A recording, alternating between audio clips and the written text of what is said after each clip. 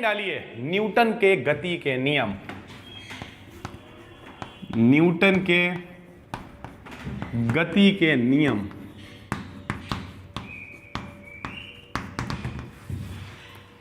Newton के गति के नियम। न्यूटन के गति के नियम। ठीक है, टोटल भैया 3 नियम होते हैं। पहले लिख लीजिए, लिखिए इसके निम्न 3 नियम। इन्होंने निम्न 3 नियम दिए। इन्होंने निम्न 3 नियम दिए। नंबर 1 हेडिंग प्रथम नियम, या इसी को कहते हैं जड़त्व का नियम। प्रथम नियम, या इसी को कहते हैं जड़त्व का नियम। प्रथम नियम या जड़त्व का नियम, ये क्या होता है? एक गाना है बहुत बढ़िया, अगर मेरे पास थोड़ा गिटार वगैरह होता, ढोलक वोलक, हम सुनाते आपको। क्लास में जब हम पढ़ा रहे होते तो ऐसे इंतजाम कर लेते हैं बीच बीच में, कभी झुंझुना ले आए, कभी कुछ। अभी इस समय तो सब चीज़ें व्यवस्थित नहीं है, तो कुल मिला के गाना है। जड़त्व का नियम क्या? गाने सुनिए। अरे रुकती है तो रुकने दे, और चलती है तो चलने दे, रुकती है तो रुकने दे, चलती है तो चलने दे। कुछ लोग सोच रहे हैं यार गाने आने सुना रहा हो। नियम बताओ, नियम यही नियम है क्या?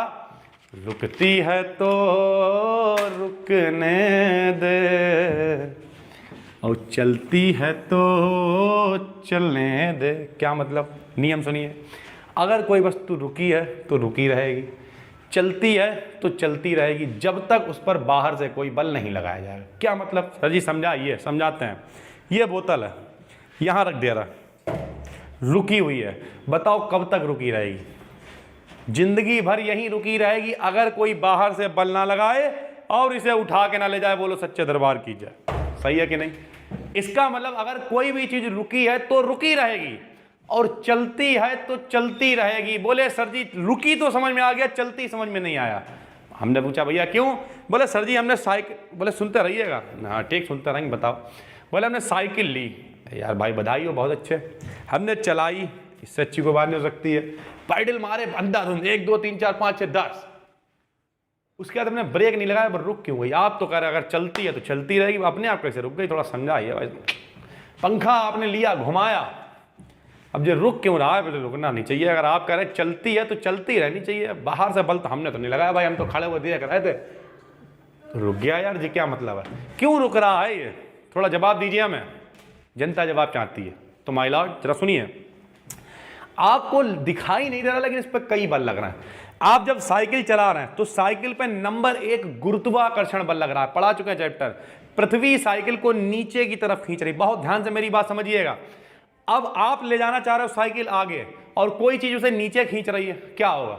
अगर ताकत लगेगी तभी तो आगे बढ़ेगी, वरना नीचे खींच के वहीं पर रुक जाएगी। तो नंबर 1 गुरुत्वाकर्षण बल लग रहा है। नंबर 2 घर्षण बल होता है। एक घर्षण बल क्या होता है? कोई भी खुरदरी चीज हो उस पर घर्षण बल लगता है। क्या मतलब? अगर देखा होगा कभी कभी घर के बाहर चौतरे बने होते हैं, समझते हो? नीचे उतरने वाली सीढ़ियां, उनके बीच में एक चिकना होता है। अब उसमें 2 बातें होती है। एक बहुत चिकना होता है, जो चिकना होता है उसमें घर्षण बल बहुत कम होता है, आदमी आराम से बैठ के सरकता हो जाता है, फिर खड़े होके।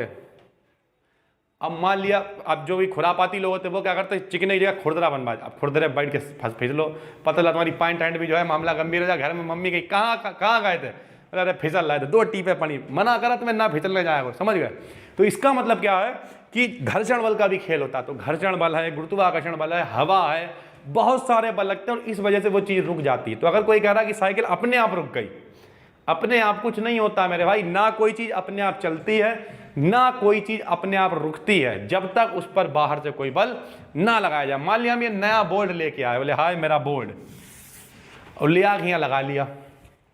अगले दिन उठ के आए, बोर्ड पता चला उठ के आदित्य भाई के यहाँ चला गया। ऐसा जा हो सकता है क्या? नहीं होगा ना। वंशिका के यहाँ चला गया, हो सकता है क्या? नहीं हो सकता। क्यों नहीं हो सकता? क्योंकि अगर इस पर कोई बल नहीं लगाएगा, मान लिया रात में कोई आए इधर खिड़की से बल लगाए, अर्थात बाहर से बल लगाए, बोर्ड पेंचेस खोले, चुराए, ले जाए, वो एक अलग कंडीशन है। लेकिन जब तक बाहर से बल नहीं लगेगा तब तक ये बोर्ड कहीं नहीं जाने वाला। पिछले 10 सालों से लगा हुआ है, 10 सालों से नहीं, ये क्लास 3-4 साल हो गए इसे बने हुए, जब से लगा तब से यहीं लगा। ठीक, जब अब मान लिया नई कोचिंग बन रही है पड़ोस में बनेगी, वहाँ मान लिया इलेक्ट्रॉनिक बोर्ड लगेगा। अब एक बोर्ड इसमें से भी लग जाएगा, जो टूटा वाला हटवा देंगे, एक ये वाला लग जाएगा, एक इलेक्ट्रॉनिक लग जाएगा, तो क्या होगा, फिर ये यहाँ से उठेगा वहाँ जाएगा। कैसे जाएगा, क्योंकि भैया सीधी सी बात है, हम बाहर से बल लगाएंगे, पेंचकस लेके आएंगे, मार खोल खोल, समझ गया। तो इसका मतलब पहला नियम क्या है, रुकती है तो रुकने दे और चलती है तो चलने दे। यानी नियम क्या है, यदि कोई वस्तु रुकी है तो रुकी रहेगी, चलती है तो चलती रहेगी, जब तक उस पर बाहर से कोई बल ना लगाया जाए। जड़त्व का नियम अगर आपने हेडिंग नहीं डाली है तो प्रथम नियम या जड़त्व का नियम, प्रथम नियम या इसी को कहते हैं जड़त्व का नियम।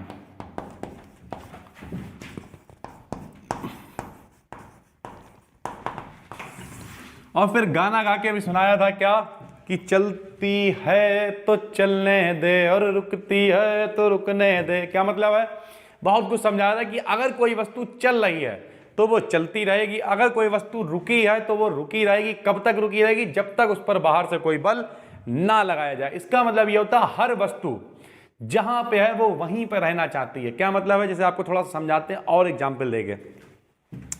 मान लिया क्या हुआ, तुम्हारी मम्मी है घर पे, उन्होंने कहा आपसे कि भैया ऐसा है, जाइए गेहूं पिसवा के लाइए जाके। आप गए भाई, बहुत जोश में गेहूं पिसवा के लाए, लौट गया है, मम्मी ने कही जाओ 1 किलो आम ले आओ जाके। तुम भैया बहुत जोश में साइकिल दौड़ाते हो गए, आम ले आए, लौट गया है। मम्मी ने कहा पंखा खराब हो गया, मिस्त्री बुला के लाओ, बहुत जोश में गए, मिस्त्री ले आए। कुल मिला के दौड़ते रहे दौड़ते रहे दौड़ते रहे, बहुत मजा आ रहा था। सारा काम मम्मी ने कि 2 बाल्टी पानी भर दो, 2 बाल्टी पानी भर दिया, सारा काम किया। लेकिन फिर क्या हुआ, घर पे आए और लेट गए। लेटने के बाद आप आराम से जैसे ही लेटे थे, थोड़ा सा मौज ले रहे थे, वैसे मम्मी ने कहा अब कोई और चीज़ है वो ले आओ जाके। फिर क्या होगा, फिर आप कहोगे अभी यार इतनी देर से हम जा रहे हैं, अब नहीं जा पाएंगे। क्या मतलब है, इसका मतलब यह है कि कोई वस्तु अगर चल रही है तो वो चलती रहना चाहेगी, और कोई वस्तु रुकी है तो वो रुकी रहना चाहेगी। क्या मतलब, हर वस्तु में अपनी अवस्था को बनाए रखने का गुण होता है। यानी जैसे हम हैं वैसे ही रहना चाहते हैं, इसी को हम लोग कहते हैं जड़त्व। ठीक, यही नियम है पहला जड़त्व का, कि अगर कोई वस्तु रुकी है तो रुकी रहेगी, चलती है तो चलती रहेगी। थोड़ा और एग्जाम्पल से समझाते हैं। जैसे आपने देखा होगा जब आप बस में जाते हैं, ठीक, तो क्या होता है, बस में बैठे हुए हैं, कार में बैठे हुए हैं, मस्त होकर आराम से बैठ के जा रहे हैं। जब आप जा रहे होते हैं तो क्या होता है, अचानक से अगर ब्रेक लगता है तो क्या होता है, आपका शरीर आगे घुस जाता है। क्यों घुस जाता है, देखा होगा, ब्रेक लगता है आगे घुस गया आगे। ऐसा क्यों होता है, क्योंकि जब ब्रेक लगा तो गाड़ी, तो हम लोगों का शरीर देखो गाड़ी के साथ साथ चल रहा है, गाड़ी भी चल रही है, हम लोग भी संग संग चल रहे हैं। लेकिन गाड़ी रुकी, गाड़ी में ब्रेक लग गया, लेकिन हम लोग का शरीर चलता रहना चाहता है, इसलिए शरीर चला जाता है आगे, गाड़ी रह जाती है वहीं, और फिर क्या होता है, वहीं पे आगे करके घुस जाते हैं। इसी तरीके से आपने देखा होगा लोग ट्रेन से उतरते हैं, रिक्शे से उतरते हैं। कहानी बताते हैं आपको, हम बहुत छोटे थे, लगभग 2-3 साल के, ठीक है, 2-3 साल तो ज़्यादा छोटा हो गया, 6-7 साल मान लो, ठीक, 6-7 साल के थे, और रिक्शे चलते थे पहले, साइकिल वाले, पता नहीं आपने देखे नहीं देखे, साइकिल वाले रिक्शे चलते थे, ठीक है। तो उनमें पीछे की तरफ एक गद्दी लगी होती, पीछे देखा, पीछे करके, और जो छोटे बच्चे होते हैं वो कहते हैं हम पीछे ही बैठेंगे, पीछे पकड़ के बैठ के पीछे बैठने में बड़ा मजा आता था, तो पीछे बैठ के जाने को होती थी, ठीक। अब थोड़ा सा होशियार भी बने, होशियार क्या बने, हम लोग आए थे खिरनी बाग से यहाँ पे आए वापस, और सड़क पे क्या हुआ, हमने सोचा काबिलपंती में पहले ही उतर लें, तो हमने क्या किया, कूदने की कोशिश की, कूदे, सड़क पे बहुत बुरी तरीके से गिरे, बच गया, मुंह फूट जाता। क्यों गिरे, क्योंकि उस समय मेरे पास फिजिक्स का ज्ञान नहीं था, अर्थात जड़त्व के बारे में जानकारी नहीं थी। जड़त्व का मतलब क्या है, बहुत सारे लोग आपने देखा होगा ट्रेन से कूदने की कोशिश करते हैं, कूदिए, जरूर कूदिए, आपके अगर आगी है, मरने का शौक है, जरूर कूदो, लेकिन थोड़ा सा अगर फिजिक्स का इस्तेमाल कर लोगे तो मरोगे नहीं, हाथ पर नहीं टूटेंगे। क्या मतलब, अब ट्रेन चल रही है, उससे एकदम से कूदोगे, शरीर तुम्हारा गति की अवस्था से विराम अवस्था में पड़े होगे जड़त्व के कारण, तो क्या करना है, अगर ट्रेन से उतरना भी है, जिंदगी में सीखो, यही सारी चीज़ें तो सीखोगे, वरना पढ़ाई लिखाई करे क्या फायदा, खाली रट के थोड़ा ना कुछ होता, सीखोगे। पता चला अगर आप पढ़ने के लिए MSc कर ली और ट्रेन से कूद रहे, गऊँ की तरह मुँह फोड़ लिया, आदमी पूछे भैया क्या हुआ, बोले अरे कूद रहे थे, ट्रेन से गिर गए, तो फिर आदमी ये कहेगा पढ़े लिखे हो, बोले हाँ है, बोले तो तुमने जड़त्व के बारे में नहीं सुना क्या।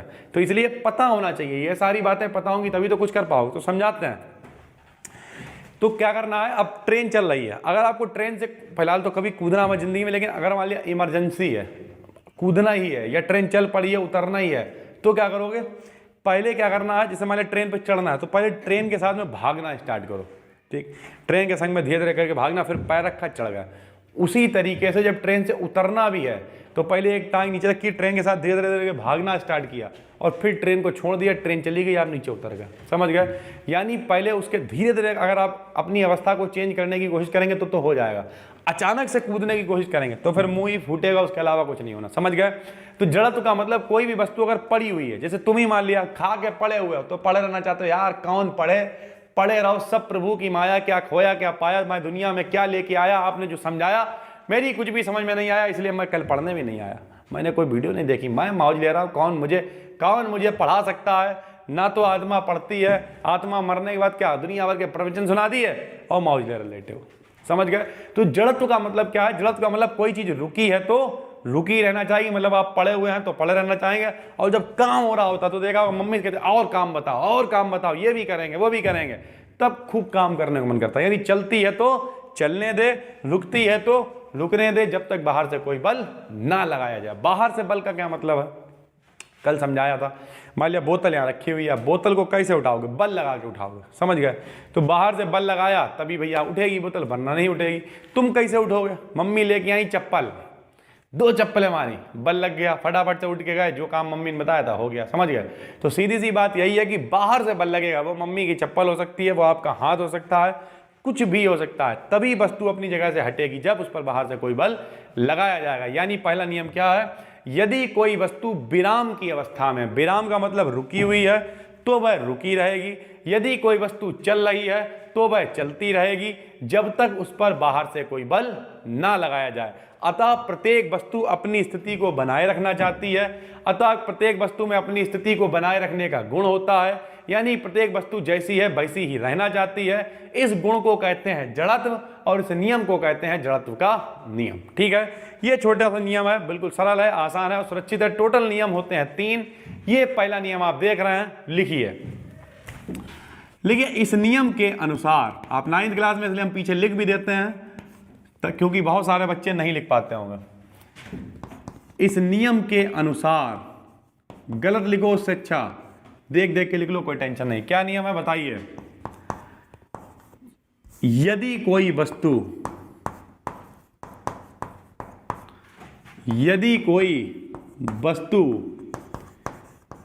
विराम की अवस्था में है, विराम का मतलब रुकी हुई है,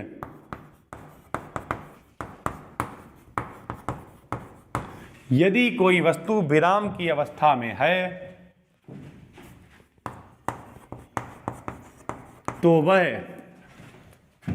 विराम की अवस्था में रहेगी, तो वह विराम की अवस्था में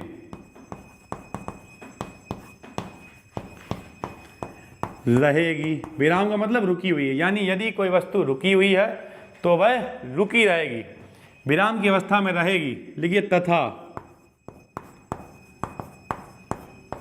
यदि कोई वस्तु गति की अवस्था में है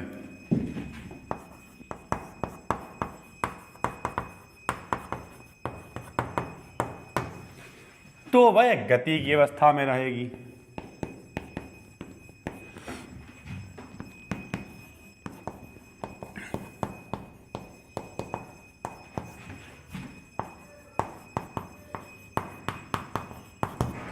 यदि कोई वस्तु विराम की अवस्था में है तो वह विराम की अवस्था में रहेगी, और यदि कोई वस्तु गति की अवस्था में है तो वह गति की अवस्था में रहेगी। इसका मतलब क्या है, अगर कोई चीज चल रही है तो चलती रहेगी, जरूरी नहीं आप ऐसे लिखें विराम और गति, आप अपनी भाषा में लिख सकते हैं।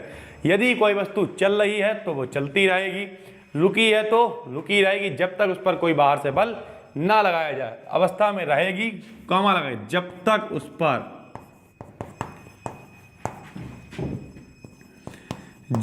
उस पर कोई बाहरी बल ना लगाया जाए, जब तक उस पर कोई बाहरी बल ना लगाया जाए।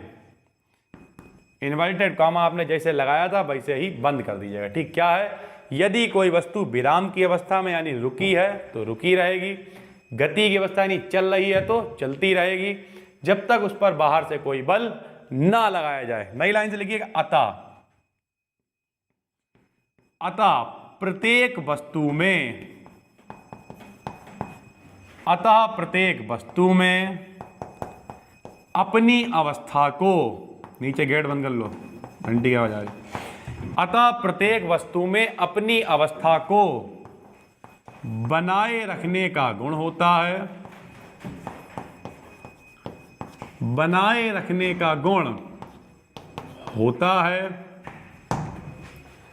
अतः प्रत्येक वस्तु में अपनी अवस्था को बनाए रखने का गुण होता है। इस गुण को जड़त्व, इस गुण को जड़त्व तथा इस नियम को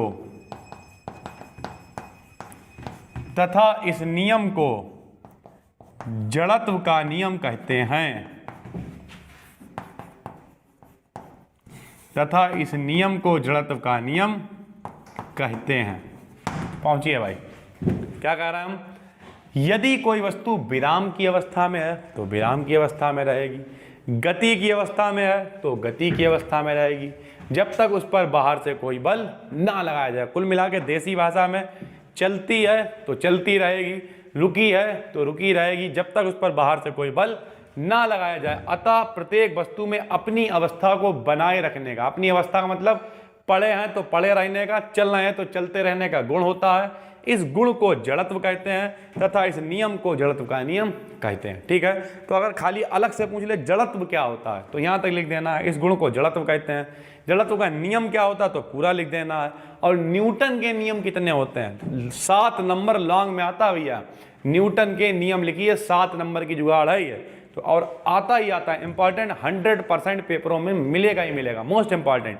तो कुल मिला के न्यूटन के नियम पता होने चाहिए। पहला नियम क्या है बताइए, आज आपने सीखा है जड़त्व का नियम क्या होता है। यदि कोई वस्तु गति की अवस्था में तो गति की अवस्था में रहेगी, विराम की अवस्था में तो विराम की अवस्था में रहेगी यदि इस पर कोई भारी बल ना लगाया जाए। अतः प्रत्येक वस्तु में अपने गुण को बनाए रखने का गुण होता है। इस गुण को हम लोग कहते हैं जड़त्व का गुण और इस नियम को कहते हैं जड़त्व का नियम। ठीक है, तो हेडिंग डालिए न्यूटन का द्वितीय नियम। न्यूटन का द्वितीय नियम, यह भी कोई कठिन नहीं है, बिल्कुल सरल है, बिल्कुल मस्ती मस्ती में आपको याद करा देंगे बचे हुए दोनों नियम भी।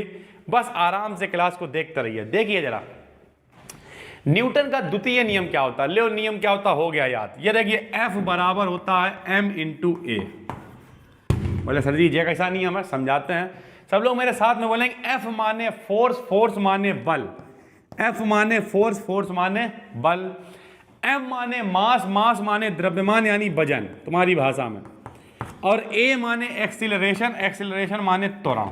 ठीक है, यानी फार्मूला क्या है, बल बराबर द्रव्यमान गुणे त्वरण। यही दूसरा नियम है कि किसी पिंड पर लगने वाला बल, किसी पिंड पर लगने वाला बल उसके द्रव्यमान और त्वरण के गुणनफल, ये देखो गुणा हो रही दोनों के बराबर होता है। ये देखो भैया बल का मान किसके बराबर है, द्रव्यमान और त्वरण दोनों की गुणा कर दो, इन दोनों के बराबर है। ठीक है, यानी क्या है, किसी पिंड पर लगने वाला बल उसके द्रव्यमान और त्वरण के गुणनफल के बराबर होता है। ठीक है, तो पहला नियम क्या था, कोई वस्तु रुकी है तो रुकी रहेगी, चलती है तो चलती रहेगी जब तक उस पर बाहर से कोई बल ना लगाया जाए। दूसरा नियम क्या है कि जो बल का मान होता है वो द्रव्यमान और त्वरण दोनों की गुणा कर दो उसके बराबर होता है। ठीक है, तो न्यूटन का द्वितीय नियम लिखिए। इस नियम के अनुसार हम लिख देते हैं पीछे, क्योंकि छोटे छोटे बच्चे हैं, 9th में हो सकता है ना लिख पाए हो। तो द्वितीय नियम, इस नियम के अनुसार, इस नियम के अनुसार क्या भैया, किसी पिंड पर लगने वाला बल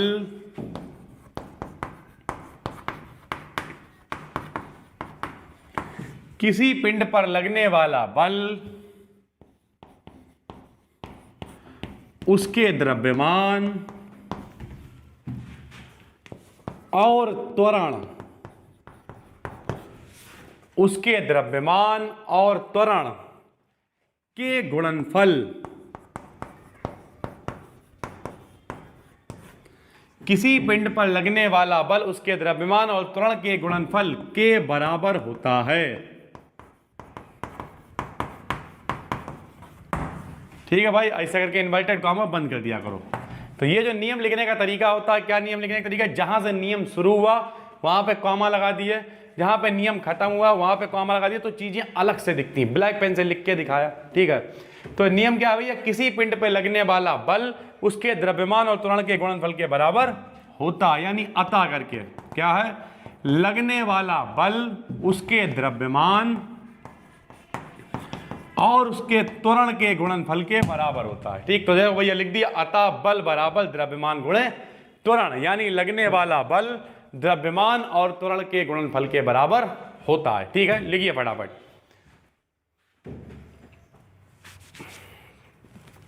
किसी पिंड पर लगने वाला बल उसके द्रव्यमान और त्वरण के गुणनफल के बराबर होता है। अतः करके लिख दो, बल बराबर द्रव्यमान गुणे त्वरण, बल बराबर द्रव्यमान गुणे त्वरण। अभी बताया भैया, बल या करके बल को कहा से लिखते हैं F से, बराबर लगा है द्रव्यमान को कहा से लिखते हैं M से, और त्वरण को कहा से लिखते हैं A से। तो या फिर फार्मूला हो जाएगा F बराबर M इंटू A। आपको याद होगा गुरुत्वाकर्षण वाले चैप्टर में एक फार्मूला लगाया था, F बराबर mg। तो G वहां पे गुरुत्वीय त्वरण था, यहां पर A से लिखा है त्वरण को, फार्मूला वही है F बराबर ma या फिर F बराबर mg। ठीक है, तो यह है दूसरा नियम, कितना सरल है। देखिए क्या नियम है, लगने वाला बल, भैया लगने वाला बल द्रव्यमान और त्वरण के गुणनफल। ऐसे शायरी क्या होती है, अन्ना खा रहे हैं गन्ना, सुना है वैसे लगने वाला बल, लगने वाला बल द्रव्यमान त्वरण के गुणनफल, इधर है बल उधर है फल, तो लगने वाला बल द्रव्यमान और त्वरण के गुणनफल के बराबर होता है, यानी फार्मूला F बराबर m इंटू A। तो पहला नियम क्या था, जरा मेरे साथ में बोलिए, चलती है तो चलने दे और रुकती है तो रुकने दे। यानी अगर कोई वस्तु चल रही है तो चलती रहेगी, रुकी हुई है तो रुकी रहेगी, जब तक उस पर बाहर से कोई बल ना लगाया जाए। कोई वस्तु चल रही है तो चलती रहेगी, रुकी हुई है तो रुकी रहेगी, जब तक उस पर बाहर से कोई बल ना लगाया जाए। दूसरा क्या है, लगने वाला बल यानी F उसके द्रव्यमान यानी M और त्वरण यानी A के गुणनफल के बराबर होता है, तो यानी F बराबर m इंटू A। ठीक है, यह है दूसरा नियम। हेडिंग डालिए न्यूटन का तृतीय नियम। तीसरा, 3 नियम है टोटल। हेडिंग न्यूटन का तृतीय नियम।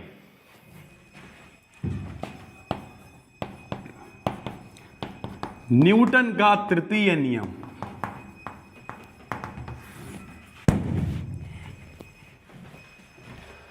न्यूटन का तृतीय नियम। यह तृतीय नियम क्या है, यह भी सुनिए। मान लिया आप गए सड़क पे, बहुत ध्यान से सुनना, लेकिन मेरे बताए हुए स्टैंड अपनी जिम्मेदारी पे करना, महंगे पड़ सकते हैं।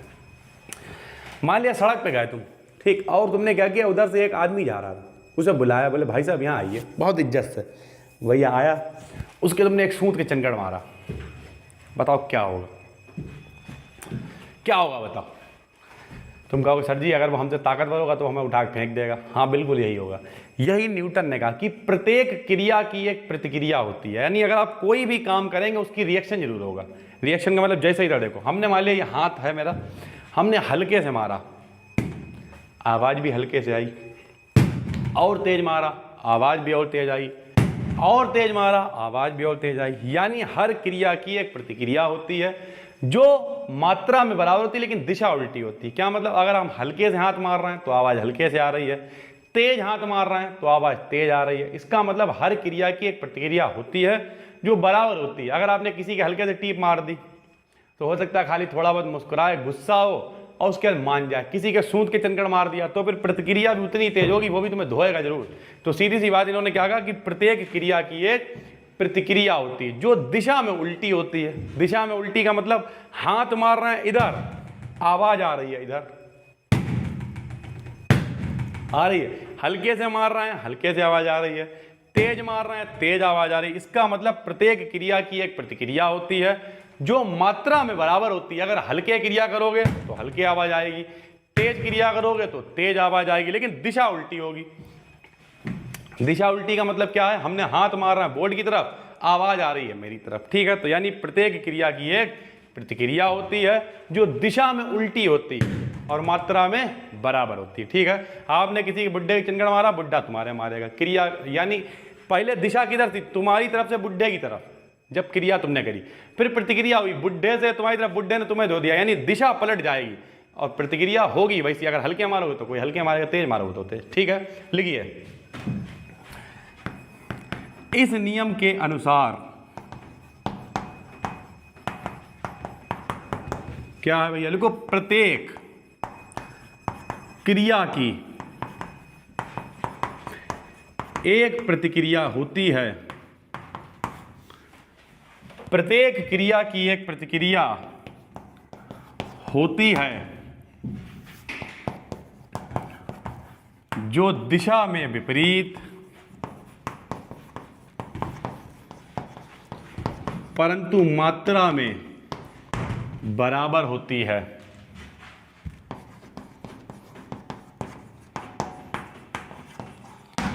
प्रत्येक क्रिया की एक प्रतिक्रिया होती है,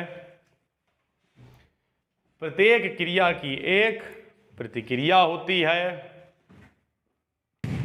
जो दिशा में विपरीत परंतु मात्रा में बराबर होती है। प्रत्येक क्रिया की एक प्रतिक्रिया होती है जो दिशा में विपरीत परंतु मात्रा में बराबर होती है। यानी डायरेक्शन बदल जाएगी, दिशा बदल जाएगी। कैसे दिशा बदलेगी, थोड़ा समझाने की कोशिश करते हैं। सरल भाषा में कहें तो क्या होता है आपको बताएं। जैसे मान लिया कोई भी क्रिया आप करते हो, क्रिया करने का मतलब क्या है, आपने हथौड़ी ली है, ठीक, और मारी सीट पे हाउ, क्या होगा, हथौड़े से आप कर रहे हो क्रिया और सीट द्वारा होगी प्रतिक्रिया। प्रतिक्रिया होगी, सीट टूट सकती है, उछल सकती है, बहुत सारे काम हो सकते हैं। दिशा हमेशा बदल जाएगी। दिशा कैसे बदलेगी, हम हथौड़े से मार रहे हैं तो क्रिया, सीट कर रही है प्रतिक्रिया। यानी पहले क्या है, सीधी बात, मारने वाला स्टाइल समझिए सबसे अच्छा होता है। सड़क पे गए, एक बुड्ढे के चंगड़ मारा, अब बता रहे हैं मेरे बताए स्टैंड जिम्मेदारी पे करना, ठीक। बुड्ढे के आपने चंगड़ जब मारा तो जब आपने मारा तो आपसे बुड्ढे की तरफ क्रिया हो रही है, फिर बुड्ढे की दिमाग खराब हुआ, बुड्ढे ने तुम्हें धो दिया, तो बुड्ढे से दिशा हो गई तुम्हारी तरफ। लेकिन जितनी स्पीड से तुम मारोगे, सोच के देखना, ऐसा कितने लोगों के संग में हुआ बताना कमेंट करके। मान लिया हम गए भाई किसी, आपने देखा होगा दोस्तों में ऐसा होता है, हल्के से करके मार दिया किसी का, ठीक, तो हल्के से मार दिया तो मजाक मजाक में चल जाता। और कहीं जाओ सोच के किसी का, नहीं लोग ऐसे करके ऐसा मारते हैं बस आघा के, और पता नहीं कौन कौन से बद लेते हैं। आज हमने गुम्मा खेला, टीप खेली, और पता नहीं 1 घंटे का ओवर होता है ऐसे करके, पता नहीं कौन कौन से खेल खेलते हैं। तुम लोग पता नहीं खेले नहीं खेले, हमारे ज़माने में चलते थे कि घूसा बद लिया, ठीक है, 1 घंटे बाद जो है जाके जो पहले मार दे, फिर 1 घंटे का ओवर ऐसे करके होता था। तो कुल मिला के यही है कि प्रत्येक क्रिया की प्रतिक्रिया। अब हमने एक बार घूसा मार लिया तो सामने वाला इंतजार में रहता था कि अब हमें कब मौका मिले और कब हम इन्हें धोएं, समझ गए। तो हर क्रिया की एक प्रतिक्रिया होती है, every action has a reaction, बस उसकी जो डायरेक्शन होती है वो हमेशा उल्टी होती है। अगर देखो हम इधर बोर्ड की तरफ हाथ मार रहे हैं, देखो आवाज़ किधर आ रही, इधर की तरफ, यानी दिशा उल्टी है। मात्रा बराबर, मात्रा बराबर मतलब हल्के मारोगे हल्के आएगी, तेज मारोगे तेज आएगी। यानी हर क्रिया की एक, सब लोग बोले, हर क्रिया की एक प्रतिक्रिया होती है जो दिशा में उल्टी परंतु मात्रा में बराबर होती है।